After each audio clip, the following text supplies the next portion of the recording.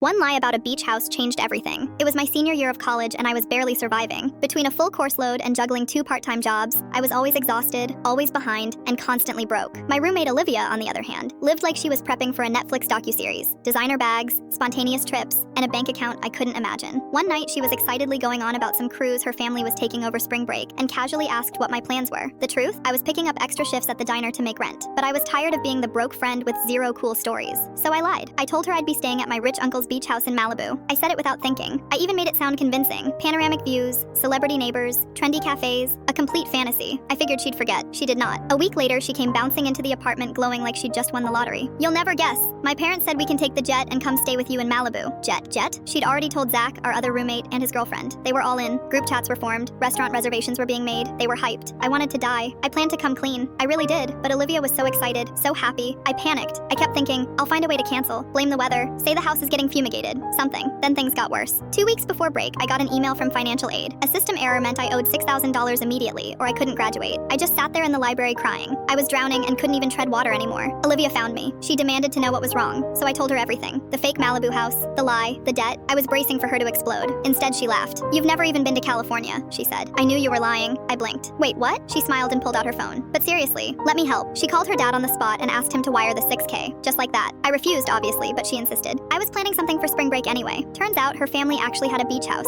in Santa Barbara. Not Malibu, but close enough. She was going to surprise me with a trip regardless. The lie didn't even matter. It should have ended there. But life had other plans. 3 days before we were set to leave, I got another email. This one from the university's academic integrity board. I'd been accused of cheating. Apparently a guy in my stats class copied my test. Our wrong answers matched. He admitted cheating, but refused to say who he copied from. I hadn't done anything wrong, but now I was on the hook. The hearing felt like a court trial. 5 professors. My stats professor, Dr. Wilson, was relentless. But a math professor, Dr. Lee, backed me up. She noticed the other student had no scratch work, just copied answers. Mine was full of calculations. Honest mistakes. Then Dr. Wilson said someone had anonymously accused me of selling answers. I was stunned. That was a total lie. I later found out the other student made it up, hoping to dodge harsher punishment by blaming me. The board said they'd review everything and email me their decision. 2 days of anxiety, stress, no sleep. Then the night before our trip, I was cleared. No cheating, no record. I could graduate. I collapsed to the floor in our apartment and sobbed. Olivia was right there, holding me like a big sister. The next morning, I got on a plane for the first time in my life, a private jet no less. I took selfies like a tourist. Couldn't stop smiling. We landed in Santa Barbara, where a driver took us to their place.